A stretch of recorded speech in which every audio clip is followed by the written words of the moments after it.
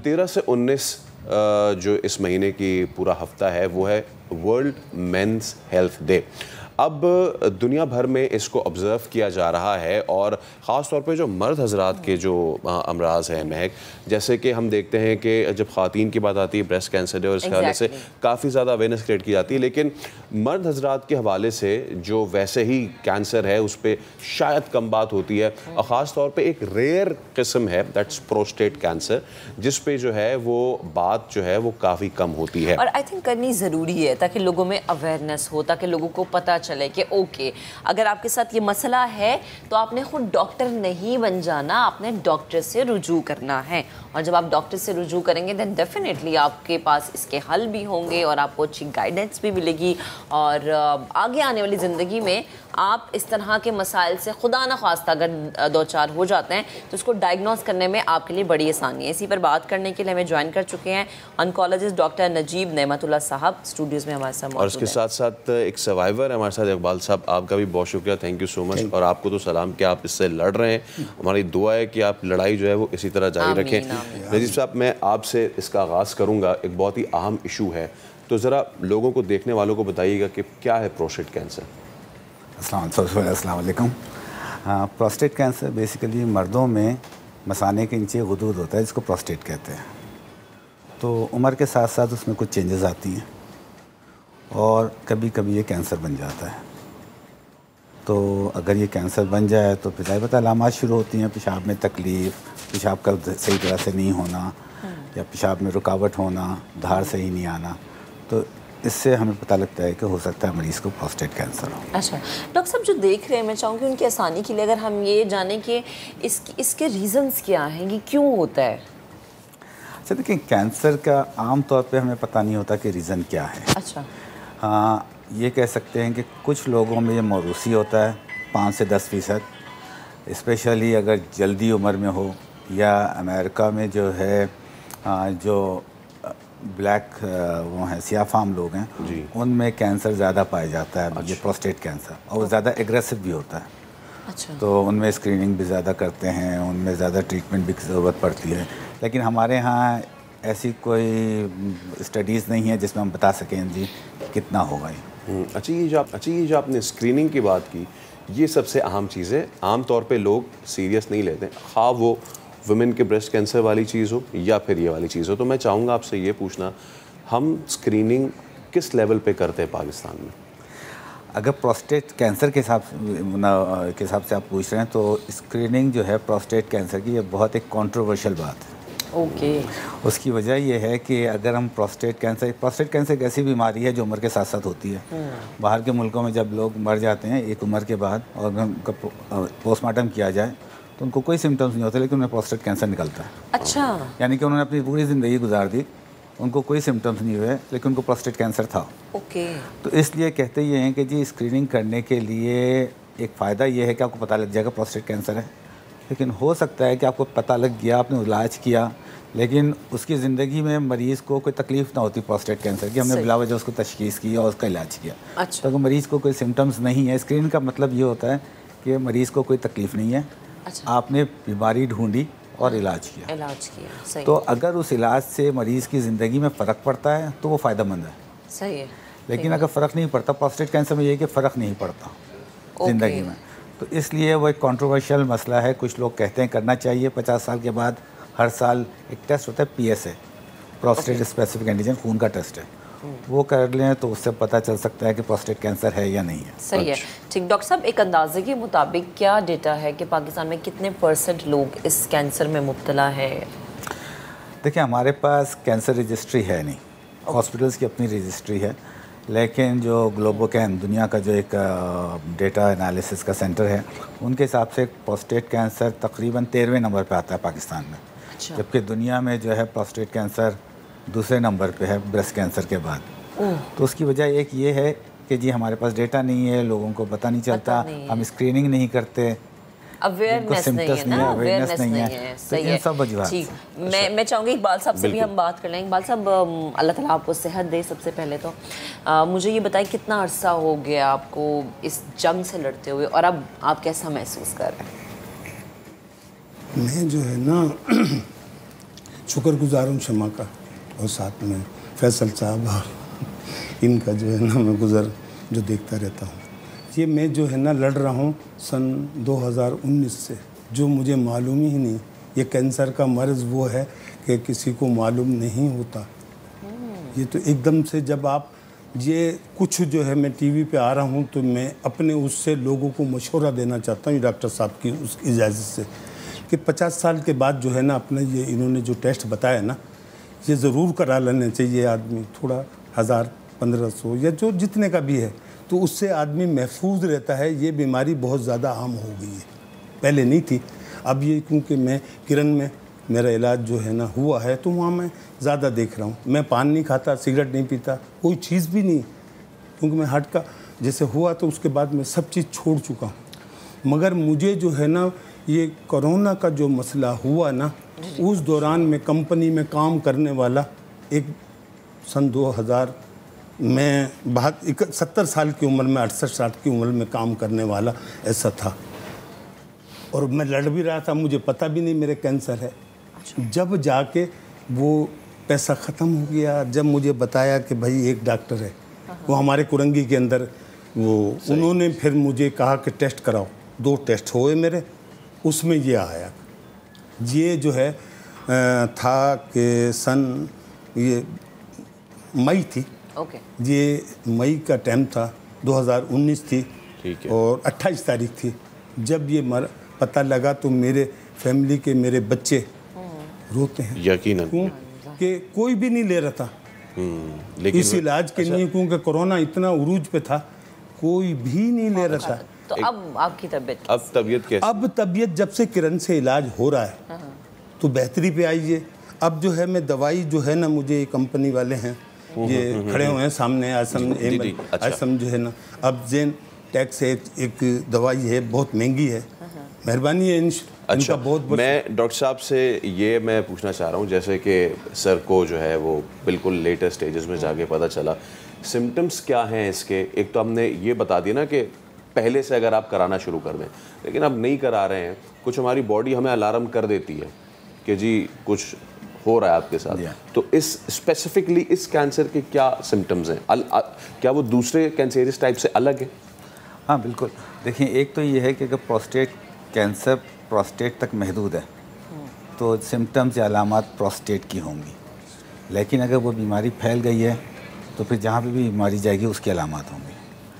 अगर localised disease है, prostate तक है, तो प्रोस्टेट के दरमियान से पेशाब की नाली गुजरती है, तो जब वो बढ़ेगा तो पेशाब में अलामात आएंगी कि जी पेशाब जल्दी जल्दी होना, पेशाब का रुकना नहीं, पेशाब पूरी तरह से होना नहीं, पेशाब की धार सही नहीं आना, ये चीज़ें आएंगी। लेकिन अगर बीमारी फैल गई तो ये बीमारी सबसे पहले हड्डियों में जाती है, तो फिर हड्डियों में दर्द होना, ये एक मेन अलामात है जो बताते हैं कि जी प्रोस्टेट कैंसर आखिरी स्टेज का या बीमारी हड्डियों में पहुंच गई। सही, ठीक। अच्छा डॉक्टर साहब, स्टडीज़ अभी तक क्या कहती है, रिसर्च क्या कहती है, कौन सी ऐसी चीज़ें जिसको आपको अवॉइड करना है ताकि आप इस चीज़ से महफूज रह सकें? प्रोस्टेट कैंसर के लिए स्पेसिफिक कोई ऐसी चीज़ नहीं है। अच्छा, ठीक है, ये उम्र के साथ आती है। उम्र, अच्छा, age factor matter, age factor है। जो जितना ज़्यादा अब बाहर के, जैसे मैंने आपको बताया कि पोस्टमार्टम में लोगों को मिलता है, क्योंकि बाहर एज यानी एक्सपेक्टेंसी जो है वो ज़्यादा है उम्र की, तो इसलिए वहाँ पे ज़्यादा कॉमन होता है। यानी आप ये समझें कि बाहर के मुल्कों में हर 100 में से 12 लोगों में प्रोस्टेट कैंसर पाया जाता है। ठीक है, हमारे यहाँ निस्बतन कम है, लेकिन अमेरिका की ये स्टैटिस्टिक्स हैं। तो इसलिए अलामात ही हैं मेन, या फिर स्क्रीनिंग जो साल में एक मरतबा आप टेस्ट कर लें। सही, ठीक है। बहुत शुक्रिया डॉक्टर साहब, आप आए, और एक ऐसा ये मौजू है जिसके हवाले से हमें सिर्फ इन ख़ास डेज़ में ही नहीं बल्कि बार बार जो है इसको हमें बात करनी चाहिए, क्योंकि जितनी अवेयरनेस होगी उतने ज़्यादा ही अच्छे तरीके से आप इन चीज़ों को कंट्रोल कर सकते हैं। प्लीज़ खुद डॉक्टर ना बने, डॉक्टर से रुजू करें। अभी एक ब्रेक लेते हैं, ब्रेक के बाद दोबारा हाजिर होंगे। Stay with us.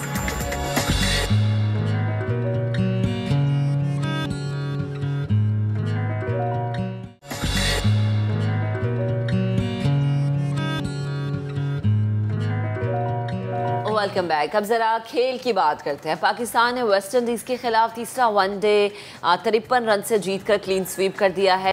इसी पर बात करने के लिए अब्दुल माजिद भट्टी सीनियर स्पोर्ट्स एनालिस्ट हमारे साथ मौजूद हैं। भट्टी साहब, बेहद शुक्रिया वक्त देने के लिए। Good morning. ऑस्ट्रेलिया को हराने के बाद हमने देखा कि वेस्ट इंडीज़ को भी हराया है, यानी हमारे खिलाड़ी बहुत अच्छी फॉर्म में, बहुत अच्छा परफॉर्म कर रहे हैं, क्या कहेंगे? देखें, होम ग्राउंड पर जब भी आप खेलते हैं तो कॉन्फिडेंस तो टीम में आता है, और पिछले 10 में से 8 वनडे इंटरनेशनल जीतना बाबर आजम की कप्तानी में इस बात का इंदिया है कि पाकिस्तान टीम जो है वो राइट डायरेक्शन पर जा रही है। लेकिन अभी इम्तिहान पाकिस्तान का खत्म नहीं हुआ। जाहिर है वेस्ट इंडीज की टीम उतनी मजबूत नहीं थी जितनी ऑस्ट्रेलिया की टीम है। पाकिस्तान ने अपने बॉलर्स को जो बेंच स्ट्रेंथ थी बॉलिंग में उसको ट्राई कर लिया, लेकिन मेरे ख्याल में अभी बैटिंग में खासतौर पर मिडिल ऑर्डर बैटिंग में 5वें 6ठे नंबर पर अभी भी थोड़ा सा कंसर्न है कि मोहम्मद हारिस को खिलाया गया, 3 में से 2 मैचेस में उनकी बैटिंग आई, लेकिन अभी वो अपनी कारकर्दगी के साथ इंसाफ नहीं कर सके। तो मेरे ख्याल में क्रंच पोजीशन है ये बैटिंग में कि अगर खुदा न खासा टॉप ऑर्डर बैटिंग नाकाम हो जाए तो मिडिल ऑर्डर बैटिंग जो है उसको सहारा देना पड़ता है। यहाँ पर हमें किसी प्रॉपर बैट्समैन को खिलाना होगा। शोएब मलिक को हम देख लें, इफ्तिखार अहमद को देख लें, सऊद शकील जो है वो अभी फिलहाल उनकी सर्जरी है। तो मेरे ख्याल में मिडिल ऑर्डर में थोड़ा सा कंसर्न है, लेकिन ओवरऑल पाकिस्तान का एक जबरदस्त शो था। लेकिन मुल्तान के तमाशाइयों ने जिस तरह गर्मी में आकर मैच देखा है वो मुबारकबाद के मुस्तहक है, लेकिन पाकिस्तान क्रिकेट बोर्ड भी मुबारकबाद का मुस्तहक है कि कल उन्होंने जब प्राइज डिस्ट्रीब्यूशन सेरेमनी हुई तो मुल्तान के जो हेड क्यूरेटर थे जिन्होंने ये पिच और ग्राउंड बनाए उनको मेहमान खुसूसी बनाकर शादाब खान को मैन ऑफ द मैच दिलवाया। तो मेरा ख्याल में एक अच्छी रिवायत कायम की है रमीज राजा और पाकिस्तान। बिल्कुल। अच्छा, ये तो हमने यकीनन बात की, और हमें बैकबोन जो है, जो हमारा मिडिल ऑर्डर है वो मजबूत चाहिए ही चाहिए। लेकिन few words for Shadab. Shadab काफ़ी अरसे से ऑफ कलर थे, लेकिन फिर उन्होंने जिस तरीके से कल बॉलिंग में तो उन्होंने शानदार परफॉर्मेंस की, लेकिन अगर वो रन्स ना करते तो वो खुद आके विकेट भी ना ले पाते। तो शादाब की इस रीबर्थ को आप कैसा देखते हैं एज एन ऑलराउंडर? फैसल, कोई भी प्लेयर जब इंजरी के बाद आता है तो उसके लिए टीम में दोबारा जगह बनाना और फिर परफॉर्मेंस देना एक मुश्किल काम होता है। शादाब खान काफ़ी अरसे से पीएसएल के दौरान ही इंजरी का शिकार हुए थे, लेकिन उसके बाद से वो जो पिछली ऑस्ट्रेलिया की सीरीज थी वो भी नहीं खेल सके। लेकिन अब हमने देखा कि शादाब खान चूँकि पाकिस्तान के वाइट बॉल के वाइस कप्तान भी हैं, तो उन्होंने फ्रंट से लीड किया। बॉलिंग में पिछले 2 मैचों में उन्होंने अच्छी परफॉर्मेंस दी। कल जब बैटिंग में टीम मुश्किल में थी तो उन्होंने क्रंच मोमेंट पर आकर, वही जो मैं मिडिल ऑर्डर की बात कर रहा था, 80 समथिंग उन्होंने रन्स बनाए। तो मेरे ख्याल में शादाब खान का फॉर्म में आना, परफॉर्म करना, ये भी एक पाकिस्तान क्रिकेट के लिए अच्छा साइन है कि हमारे जो सीनियर प्लेयर्स हैं वो रिस्पॉन्सिबिलिटी ले रहे हैं। आप देखिए कि तीनों मैचों में 3 मुख्तलिफ हमें मैच विनर्स नजर आए। तो ये किसी भी बड़ी टीम के लिए अच्छी चीज होता है कि उनके जो मेन प्लेयर्स हैं वो जिम्मेदारी लेते हैं और मैचेस को फिनिश करते हैं। लेट्स टॉक अबाउट बॉलिंग भट्टी भाई, क्योंकि कल हमने देखा कि बॉलिंग में जो आपने कहा ना बेंच स्ट्रेंथ टेस्ट हो रही है और वो अच्छी हो रही है। मुझे बताइए कि धानी और वसीम, ये दोनों खासतौर पे धानी का तो हमने देखा परचेस बड़ा अच्छा था, बाउंस बड़ा ज़बरदस्त आ रहा था, और वसीम की भी मैं चाहूँगा कि ज़रा थोड़ा सा कथासिस करें, व्हाट मेक्स हिम डिफरेंट, कि वो बीच में आके, इनिंग्स के बीच में आके अगर कोई प्लेयर को आउट कर रहा है तो फिर वो एक बड़ा तगड़ा बॉलर है। सर देखें, वसीम की अगर फैसल सक्सेस स्टोरी आप सुने ना तो ये वजीरिस्तान से इसका ताल्लुक है, पढ़ने के लिए पेशावर आया था और यहाँ उसने एकेडमी ज्वाइन करी और आज देखें पाकिस्तान टीम का मेन बॉलर है। दोनों मैचेस में, पिछले मैच में पहले स्पेल में उसने 30 रन दिए, कोई विकेट नहीं ली, लेकिन सेकंड स्पेल में उसने 3 आउट किए। कल भी आप देखें मोहम्मद वसीम ने बहुत अच्छी बॉलिंग की। मेरे ख्याल में बेंच स्ट्रेंथ हमारी जो बॉलिंग में थी, खासतौर पर फास्ट बॉलिंग में, वो तो हमने अपनी टेस्ट कर ली। खासतौर पर हमने कल देखे शाहीन आफरीदी को रेस्ट दिया, कल हमने हारिस रऊफ को रेस्ट दिया। मेरे ख्याल में यही सिचुएशन हमें बैटिंग में भी करने की जरूरत थी कि अभी हमारे पास बैटिंग का जितना बोझ है वो उठाया हुआ है बाबर आजम ने और इमामुल हक ने, या कल शादाब खान ने रन्स कर दिए। मोहम्मद रिजवान की परफॉर्मेंस भी अभी ऊंच नीच का शिकार है। तो मेरे ख्याल में बैटिंग को टेस्ट करने की जरूरत है। लेकिन ऑस्ट्रेलियन बॉलिंग कोच जो आए शॉन टेट, उनके आने के बाद आप देखें कि पाकिस्तान की बॉलिंग काफी बेहतर नजर आ रही है, और जो एक प्रोफेशनल बॉलर जिस तरह हिट करते हैं डेक को, उस तरह पाकिस्तान के फास्ट बॉलर्स हिट कर रहे थे। ठीक है भट्टी साहब, बेहद शुक्रिया, गुफ्तगू कर रहे थे। तो जनाब, क्रिकेट में जब कामयाबी मिलती है ना तो एक एक्स्ट्रा अलग सी ही खुशी होती है, क्योंकि हम हमेशा ये कहते हैं ना फैसल कि हमारे प्लेयर्स इतना अच्छा परफॉर्म कर रहे हैं, ये है वो है, लेकिन आज माशाल्लाह से बड़ी एक्स्ट्रा खुशी की बात की। नहीं, वो आप मेरी बात नहीं ना समझ रहे। वो मैंने याद है आपको मैच शुरू होने से पहले कहा था कि हम 3-0 से क्या बिल्कुल वो अरे कर सकते हैं। क्या बात है, एक्सपेक्ट कर दिया आप।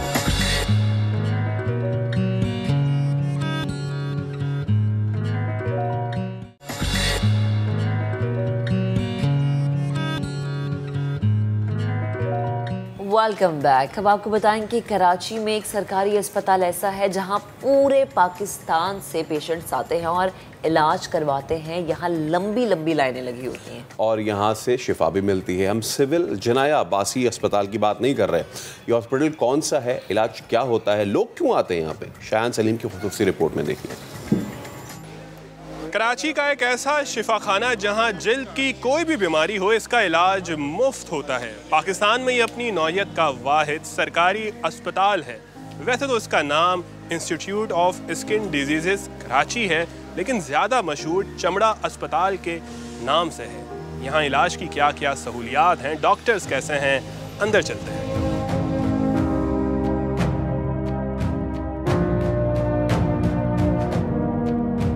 बीमारी कोई भी हो, इलाज के लिए डॉक्टर्स की हजारों में फीसें, महंगी अद्वियात जेब पर बड़ी भारी पड़ती हैं, और अगर मर्ज जिल्द का हो तो इसका इलाज तो है ही महंगा। मोस्टली पेशेंट जो हैं वो फंगल इन्फेक्शंस, स्केबीज, एक्नी और तकरीबन ज़्यादातर इस चीज़ों के आते हैं। और कुछ रेयर जो डिजीज़ हैं जैसे सोराइसिस है, लाइकन प्लानस है, विटिलिगो है, ये सारे पेशेंट भी हमारे पास आते हैं।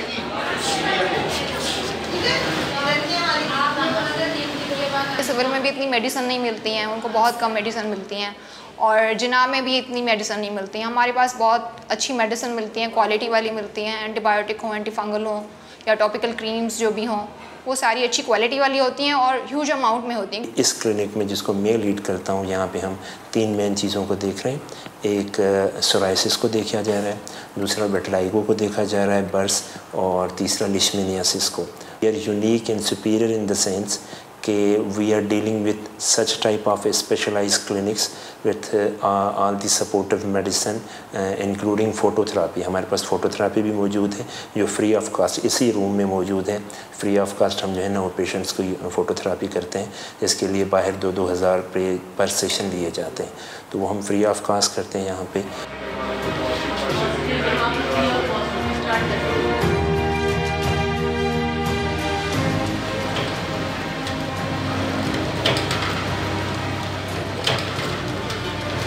हमारे यहाँ का मरहम जो है वो बहुत मशहूर है। अभी आपने देखा होगा कि मशीन मेड वो पुराने फार्मूलाज हैं कुछ जो जिनके तहत वो मरहम बनता है, और वो उसकी पैकिंग भी उसी तरह से होती है, और वो जितना बनता है उतना वो सेम डे पे जो है वो ख़त्म हो जाता है, फिर अगले दिन नया बनता है। तो उसमें हमारे जो है वो पेट्रोलियम जेली में डिफरेंट फार्मूलाज मिला के और यहाँ का मरहम बनाते हैं, जो यहाँ की खुसूसियत है। रश यहाँ मामूल की बात है। सुबह 9 बजे से 1:30 बजे तक डॉक्टर्स मरीजों का मुआयना करते हैं।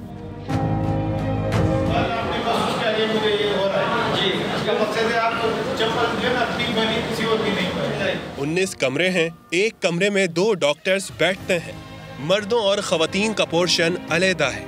टोकन काउंटर 8 बजे खुल जाता है। हमारे पास ओटी है, उसमें स्किन कैंसर के पेशेंट्स भी आते हैं, या माइनर प्रोसीजर्स होते हैं, और बायोप्सीज हमारी होती हैं जो वो भी वहाँ पे होती हैं। तो जो हर जगह से मैं कहूँगी मायूस हो जाता है पेशेंट के, जी हमने तो आगा खान में भी दिखा दिया, हमने यहाँ दिखा दिया, अब एंड में आके हमें यहीं से शिफा मिली है।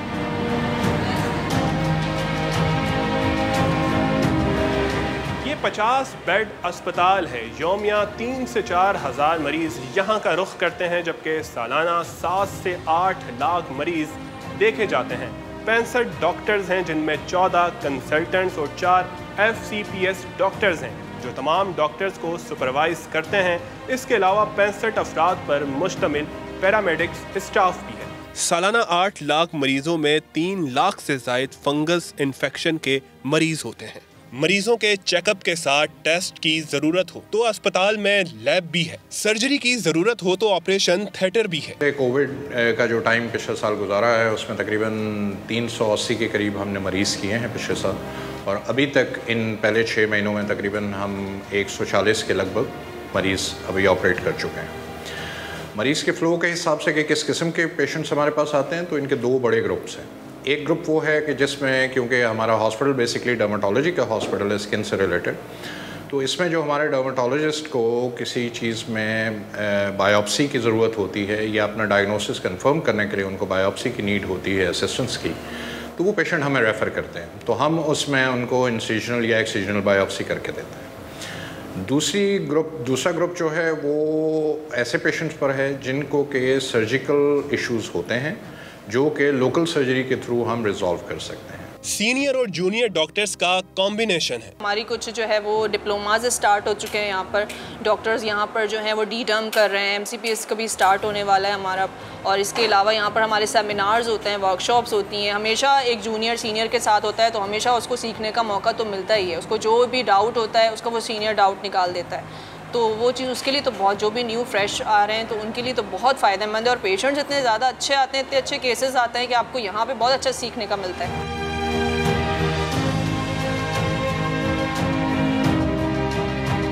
डॉक्टर्स का कहना है कि ये अस्पताल पाकिस्तान में डर्मेटोलॉजिस्ट की फील्ड में अपना सानी नहीं रखता, मगर इसे अपग्रेड करने की ज़रूरत है। आगा खान के हेड्स या आगा खान के जो कंसल्टेंट्स हैं, यानी उन्होंने इतना रिकग्नाइज़ किया, पीन स्टफ़ा के जो है ना वो हेड्स ने इतना रिकग्नाइज़ किया, तो उन्होंने रिक्वेस्ट की हमारे डायरेक्टर से कि हमारे ट्रेनीज़, यानी वो रिकग्नाइज इंस्टीट्यूट हैं ट्रेनिंग के लिए और हम नहीं हैं, लेकिन वो कहते हैं कि हमारे ट्रेनीज़ को हफ्ते में 1 बार आने की परमिशन दें। हमें एक इंडिपेंडेंट इंस्टीट्यूट का दर्जा देना चाहिए। हमारे पास प्रोफेसर्स, असिस्टेंट प्रोफेसर्स और माइक्रोबायोलॉजिस्ट भी होने चाहिए। अस्पताल में पूरे पाकिस्तान से मरीज आते हैं, गुंजाइश कम पड़ जाती है, बैठने की जगह नहीं होती, मुश्किलात तो हैं मगर मरीजों को शिफा भी मिलती है। इलाज कैसा हो जाता है? डॉक्टर्स कितना रवैया कैसा होता है? डॉक्टर का रवैया बहुत अच्छा होता है, इलाज भी बहुत अच्छा होता है। ये नहीं कि अच्छा नहीं होता इलाज, टेस्ट वगैरह होते हैं, कुछ बाहर के होते हैं, कुछ यहाँ से होते हैं, सब कुछ अच्छा होता है। मगर ये मैं सिर्फ ये कहता हूँ कि ये जो डिसिप्लिन है ना, ये डिसिप्लिन को सही रखें बस। नहीं, ओवरऑल तकरीबन सारी चीज़ें अच्छी हैं। डॉक्टरों को पर्ची तो जल्दी मिल गई है, बस थोड़ा सा इस पे रश है, दवाई लेने में थोड़ा सा रश है, बाकी तो ओवरऑल ठीक है माशाल्लाह। जमजमा का रैशी हूँ, जमजमा पे काफ़ी नामी ग्रामी जो डॉक्टर हैं वहाँ गया हूँ, लेकिन वहाँ से भी इलाज इसका बेहतरी नहीं हुई, लेकिन यहाँ आके ये काफ़ी बेहतर हुआ माशाल्लाह। इनकी जो यहाँ से मेडिसन देते हैं, ये मेडिसन काफ़ी बेहतर है माशाल्लाह। मेरे हस्बैंड को एलर्जी हो गई है, काफ़ी ख़तरनाक एलर्जी इस तरीके से कि वो थी, लेकिन बेहतर है कि अल्लाह का शुक्र है काफ़ी फ़ायदा हुआ है यहाँ से, तो इस वजह से मुझे दोबारा आना पड़ रहा है यहाँ पर। मेरा 2 दफ़ा इलाज करवाया। मेरा छोटा बेटा था, वो गारमेंट्स में काम कर रहा था, तो उसके कोई केमिकल्स गिर गया था शोल्डर्स पे, तो जेंट्स डॉक्टर के पास चेक करवाया था, तो वो 1 ही दिन में आराम आ गया था, क्योंकि 1 हफ्ते में, यानी कि अच्छे, मुझे तो बहुत अच्छा लगा है। ये हॉस्पिटल रश तो होता है, स्ट्रगल भी बहुत करनी पड़ती है, लेकिन ये है कि इलाज अच्छा होता है। इलाज और सहूलियात को लेकर सरकारी अस्पतालों के बारे में शहरियों के तजुर्बात कुछ अच्छे नहीं होते, मगर यहाँ सूरत हाल मुख्तलिफ है। गो कि सब कुछ मिसाली नहीं, मगर इलाज के लिए शहरियों का ये रश उनका अस्पताल पर एतमाद का इजहार है। कैमरामैन ज़ीशान अली के साथ शायान सलीम, सामा, कराची।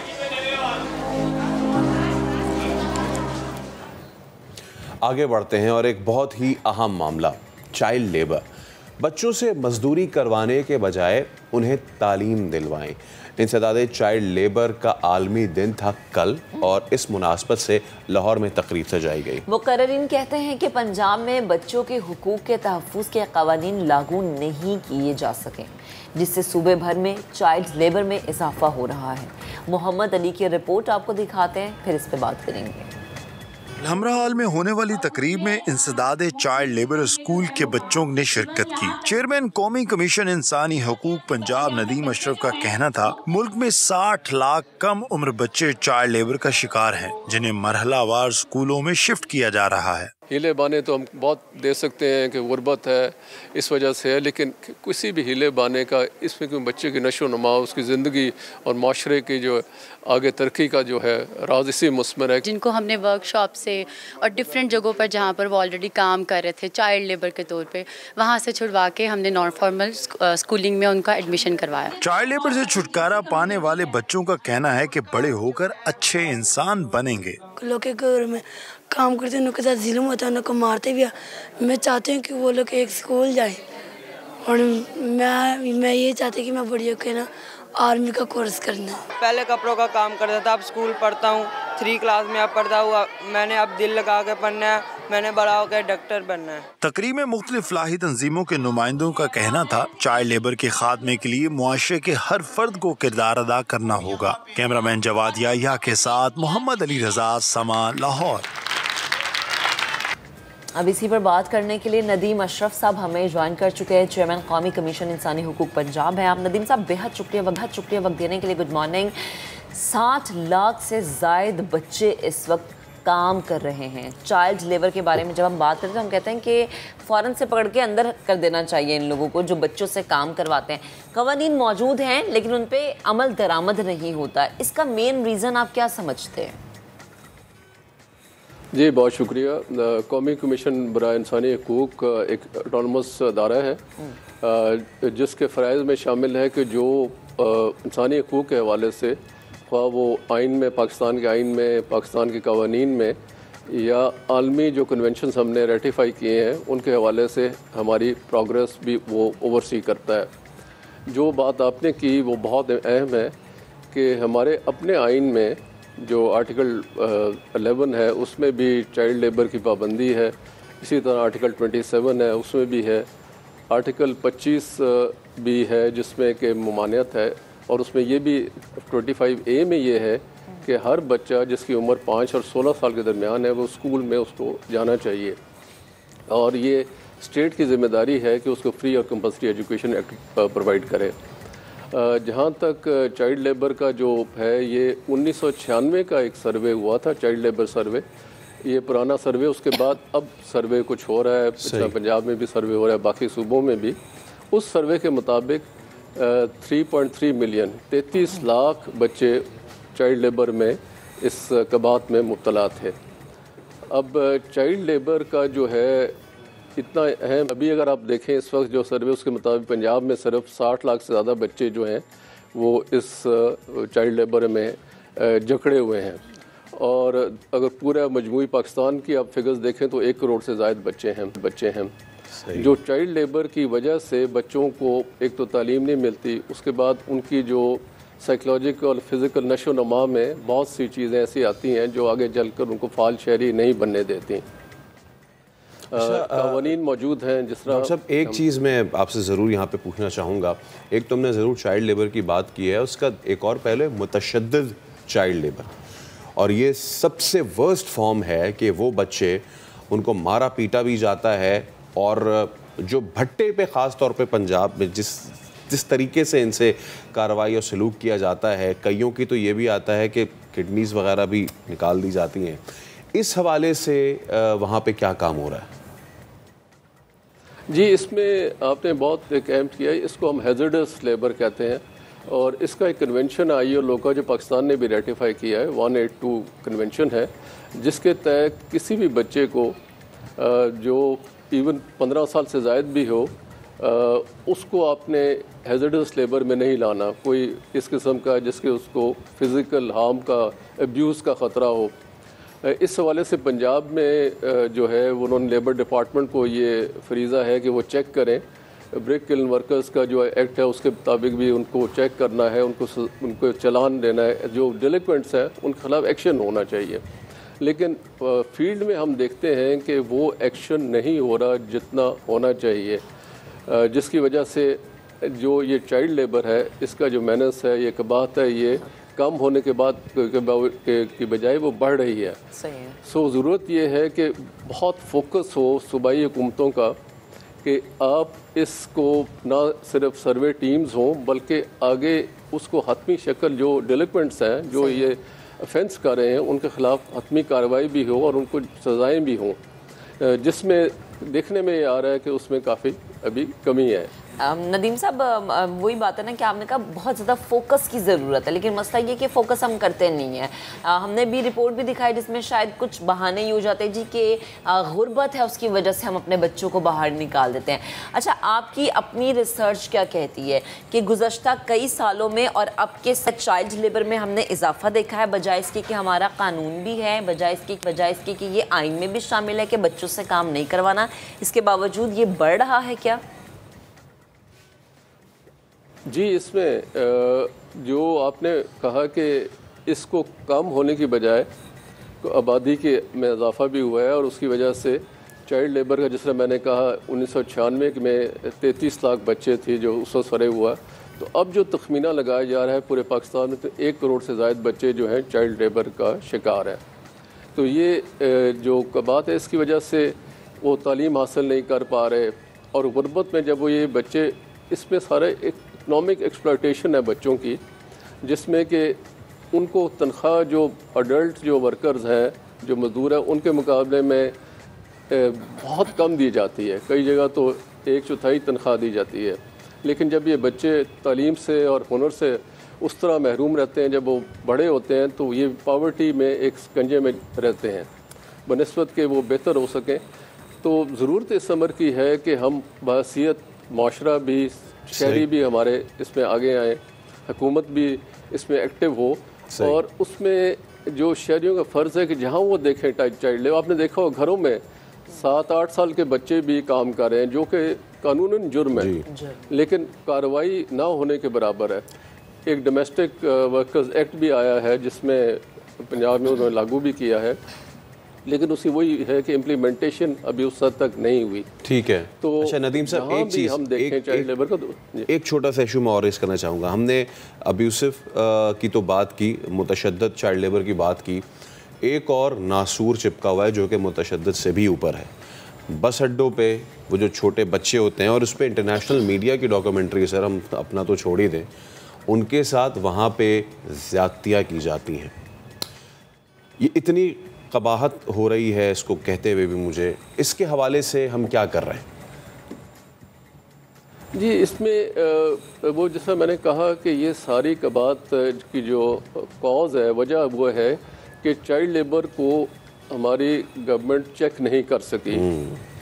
कानून मौजूद है, अब जो आपने हैज़र्डस एम्प्लॉयमेंट का वो भी बताया वो भी मौजूद है, उसमें हमारे जो जनरल लॉज हैं हर सूबे में मौजूद हैं।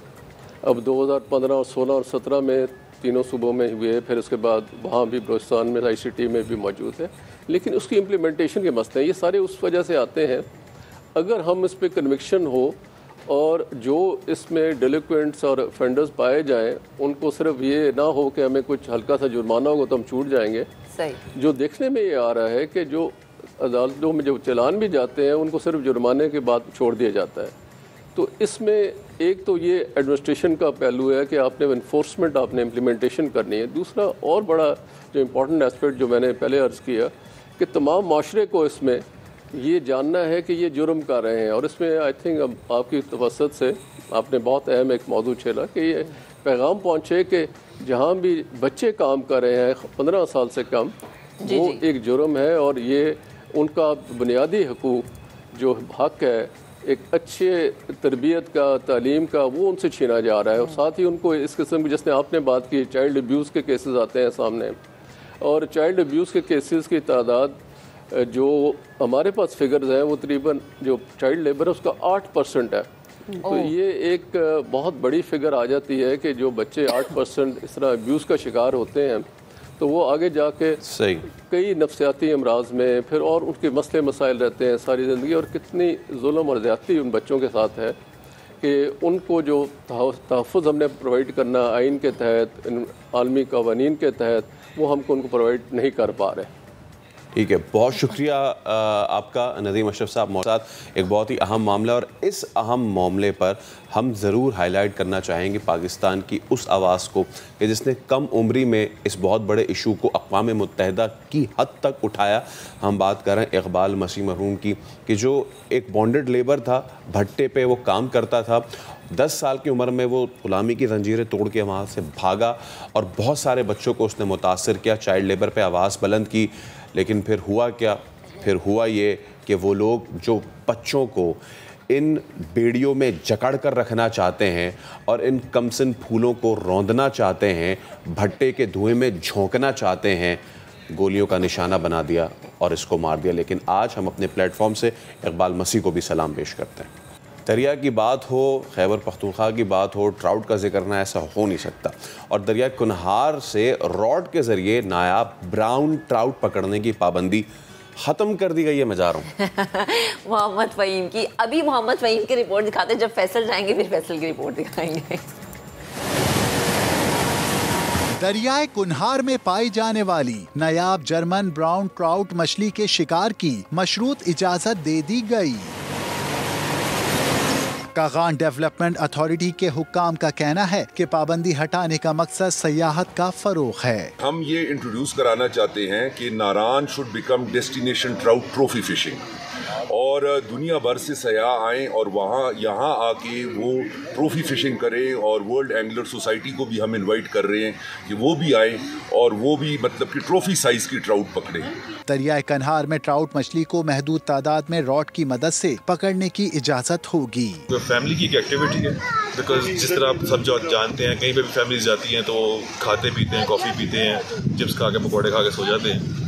This is a real healthy activity. नस्ल कुशी रोकने के लिए 2 साल कबल ट्राउट मछली के शिकार पर पाबंदी आयद की गई थी, जबकि कागान डेवलपमेंट अथॉरिटी के सख्त इकदामात से इसकी अफजाइश नस्ल में इजाफा भी हुआ। मोहम्मद फ़हीम, समा मानसहरा। चलें जी, अभी एक ब्रेक लेते हैं। ब्रेक से जब वापस आएंगे तो कद से बड़े कान सिम्बा पाकिस्तानी, यही है ना, सिम्बा पाकिस्तानी से आपकी मुलाकात करवाएंगे ब्रेक के बाद।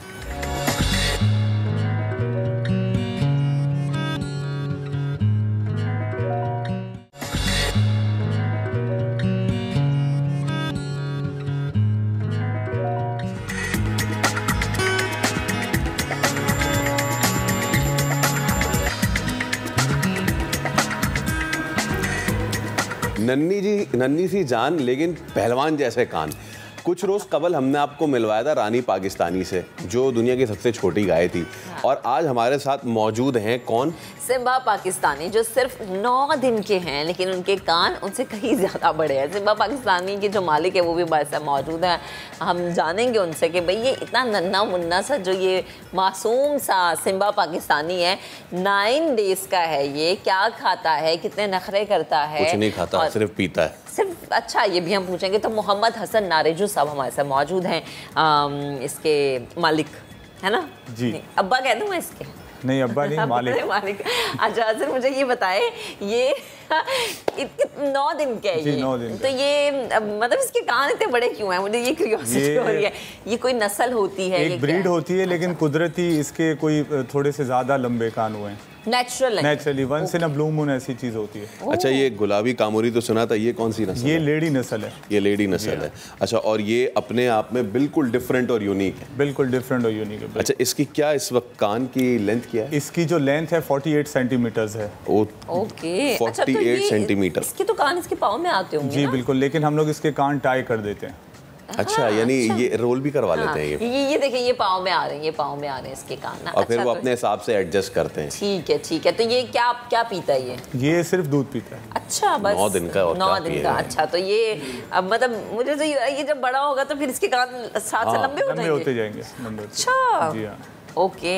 तो ये अभी मतलब अगर कोई खरीदना चाहे आपसे तो ये कि क्या रेंज होगी आपकी, कितने रेंज में आप? ये तो रेयर है, रेयर चीज़ की आपको पता है प्राइसलेस होता है। वो तो जो ओनर डिमांड करेगा उसके हिसाब से उसकी वर्थ होती है।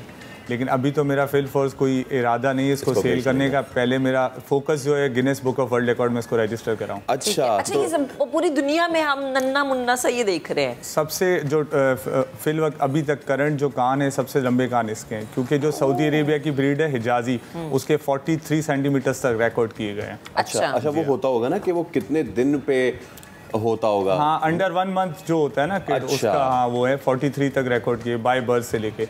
इसके माशाल्लाह से 48 सेंटीमीटर का। सही है, सही है, सही है, सही है। अच्छा, इसकी मजीद ब्रीडिंग का इरादा है आप? जी हाँ, मजीद इसको बड़ा करेंगे इंशाल्लाह, ब्रीड करेंगे और पाकिस्तान के लिए मजीद इसकी ब्रीड तैयार करेंगे। तो ये तंग वंग करता है? बिल्कुल तंग नहीं लग रहा है। नहीं, ऐसे होता है ना, ऐसे कि 9 दिन के बच्चे तंग करते हैं। मेरा तो बच्चा जब 9 दिन का था बहुत ही तंग करता था। ये 9 दिन का तंग करता है? नहीं, तंग नहीं करता बिल्कुल। तो ये क्या मतलब, इसको होता है ना जब आप जानवर पालते तो नखरे भी फिर आप उठाते हैं, तो इसके कोई नखरे वखरे? नखरे वगैरह नहीं, हमने इसको खुद ही बेड वगैरह दिया हुआ है। बेड पे सोता है ये, और इसका एक केज बनाया हुआ है, स्पेशल केज है, उस केज पे ये होता है। और इसकी सफाई के लिए एक बंदा रखा हुआ है जो डेली इसको कपड़ा मारता है, इसके कान साफ करता है। और तो किस तरह कान किस तरह साफ होते हैं? कपड़े से, नॉर्मल ड्राई क्लोथ से। हाँ, कान और उस पर कपड़ा फेरना, हाथ फेरना और उसके साथ थोड़ा बहुत खेलना। अभी इसको मैं आवाज़ भी देता हूँ तो थोड़ा थोड़ा समझने लगा है, मेरी आवाज़ पे भी थोड़ा थोड़ा पीछे आता है। सिम्बा सिम्बा बोलता हूँ तो पीछे आता है। अच्छा, ठीक है। तो ये मतलब इनकी जो सफाई होती है, ये कोई एक अलग तरीका होता है? नहीं, कोई यूनिक नहीं है, नॉर्मल ड्राई क्लोथ से बस कपड़ा मारना होता है। बस इसको पर्सनल मॉनिटरिंग के लिए बंदा रखा है जो 24 आवर्स को मॉनिटर करता है। हाँ, क्योंकि ज़ाहिर है भी छोटा सा है ना, 9 डेज का है। जी जी। अच्छा, ये नाराजो भाई ये मुझे बताएं कि जो लेडी नस्ल है ये दूसरी नस्लों से मुख्तलिफ कैसे है? If I am not wrong, कान तो ऑब्वियसली है ही लंबे इसके, लेकिन 9 दिन के बच्चे के पैर भी जो है ना वो थोड़े से मुझे इसके हेल्दी या मोटे से लग रहे हैं। इसका बोन स्ट्रक्चर बेसिकली स्ट्रॉन्ग है। ये जो पेडिग्री वाली ब्रीड होती है ना, जो रियल ब्रीड्स होती है, ओरिजिनल ब्रीड्स, ये बेसिकली सूबा सिंध पाकिस्तान की ब्रीड है। काफ़ी लोग इसमें कंफ्यूज हैं कि वो बोल रहे हैं कि सऊदी अरेबिया की जो हिजाजी ब्रीड है, हमने डाउट है कि आपने वो इंपोर्ट किया। मैंने बोला अगर इंपोर्ट भी मैं करता तो वो 4-5 दिन का बच्चा मैं कैसे इंपोर्ट कर सकता? हाँ, बिल्कुल। और अगर मैंने इंपोर्ट की होती तो गवर्नमेंट ऑफ सऊदीया के पास भी डॉक्यूमेंट्स होते, गवर्नमेंट ऑफ पाकिस्तान के पास भी डॉक्यूमेंट्स होते, और इंपोर्ट वैसे ही बैन है जी। तो इस वजह से ये र्यूमर्स तो किसी काबिल नहीं है। तो ये पाकिस्तान की ब्रीड है और सूबा सिंध की ब्रीड है।